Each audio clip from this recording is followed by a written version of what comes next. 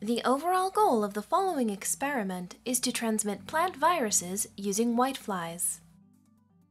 This is achieved by establishing and maintaining a colony of whiteflies that supply newly emerged adult whiteflies on a weekly basis, which are not contaminated with other potential vectors and pathogens.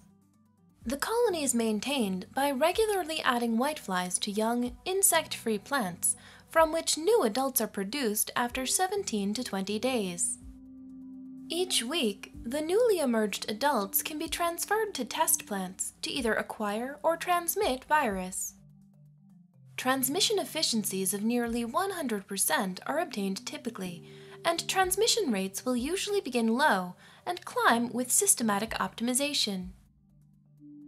The most challenging aspect of using whiteflies to inoculate viruses is rearing the whiteflies in such a way that unwanted pathogens and insects are excluded.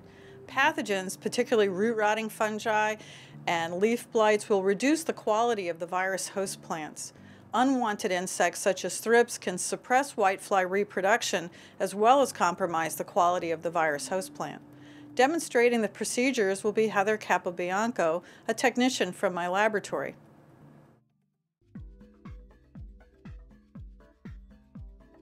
Whitefly colonies should be maintained in a clean and controlled growth room. Control of relative humidity, temperature, photoperiod, and light intensity are essential. For a colony that develops from egg to adult in 18 days, use the following settings. The temperature should be set between 26 and 30 degrees Celsius, and the relative humidity should ideally be between 30 and 50%. If the relative humidity goes above 70%, insect and plant fungal pathogens are likely to become a problem. The ideal photoperiod is 14 hours. The light intensity should be fairly high, and VHO fluorescent bulbs can produce 800 to 1,000 foot candles at the plant canopy. Fertilizer rates and watering must also be reduced to discourage fungal pathogens as well as salt accumulation. Whiteflies' cages must allow for ventilation, ease of access, and sufficient space for a growing whitefly population. Good results have been obtained with organza plus aluminum screening, as well as whitefly-proof screening. The species of plant is an important consideration. Firstly, it should be quick-growing, yet not overgrow the chamber. Secondly, the plant should be strong enough to support a high insect population without collapsing. For these reasons, dwarf or bush cultivars make good plant choices. Thirdly, the plant must either be able to host or unable to host the virus being used, depending on the type of colony being raised. Because the colony can collapse due to mites, thrips, wild whiteflies, or other invasive insects, the chosen cultivars must be grown in a protected environment to exclude other insects.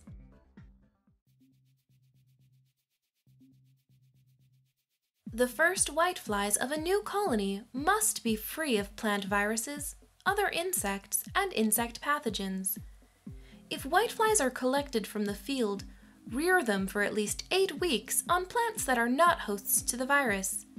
During this time, check for absence of plant symptoms.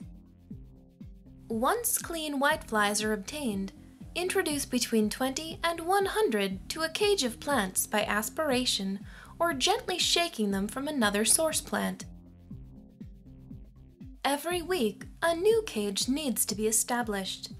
For the first 3 weeks, use the whiteflies on non-host plants to establish the new cage. Starting on the 4th week, use young adult whiteflies from the 3-week-old cage to establish the next cage. During the first week in a cage, the whiteflies will lay eggs on the underside of plant leaf surfaces. In the 2nd week, immature whiteflies will become apparent, and some of the adults will still be alive. In the 3rd week, many new adult whiteflies will have emerged, and there should be a very noticeable increase in the adult whitefly population. These whiteflies can be used for transmission experiments. In the 4th week, the 1-week-old adults should be transferred to a new cage. The old cage should be removed and its plants discarded.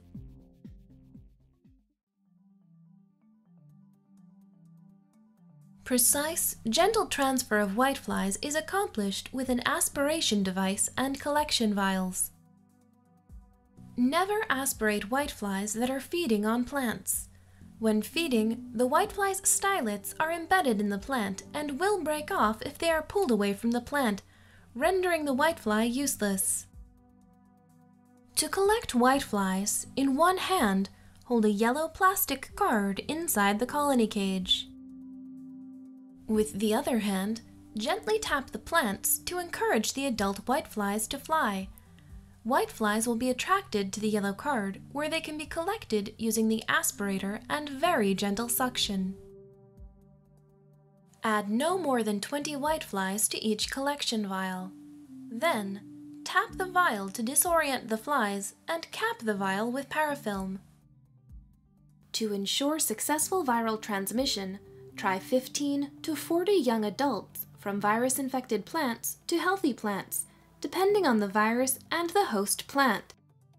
Other protocols, like resistance screening, need larger starter populations.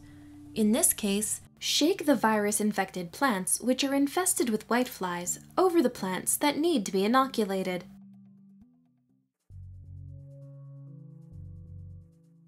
Once the whiteflies are placed on a virus-infected plant, allow them to feed for 48 to 72 hours to acquire persistently transmitted viruses. More time does not generally increase the transmission rate. For viruses transmitted in a non-persistent or semi-persistent manner, a shorter acquisition access period of an hour to a day will suffice. For experiments that require acquisition from specific leaves, clip cages can be used. Set up the cage so the leaf underside is accessible and do not use more than 10 female whiteflies per 2.5 cm diameter cage, or the transmission rate will drop off due to crowding.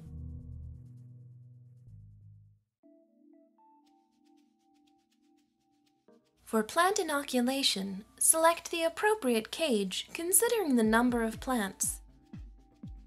One plant, for instance, needs only a small cage, just slightly larger than itself. For multiple plants, choose between a smaller PVC tubing framed cage or a larger aluminum frame cage. The smaller the space around the plant canopy, the better. Once the whiteflies are added to the new plant, the amount of time needed for inoculation depends on the virus and the host plant. Just as for acquisition, the amount of time required for transmission is dependent upon the manner of transmission. Non-persistent transmission requires a much shorter access time than semi-persistent or persistent transmission. Check that the whiteflies are probing or feeding during the inoculation access period. Open the cage and investigate the underside of some leaves on each plant. For the longer inoculation access periods, periodically gently disturb the plants to encourage the whiteflies to redistribute on the plants. This will increase the transmission rate by countering the natural tendencies of whiteflies to aggregate. To end the inoculation period, kill the whiteflies with 2 insecticides applied one after the other. First, apply a contact insecticide to quickly terminate adult whiteflies, such as insecticidal soap. Second, apply a systemic insecticide to terminate any whiteflies that develop in the following weeks and any remaining adults. Imidacloprid or pymetrozine are effective choices.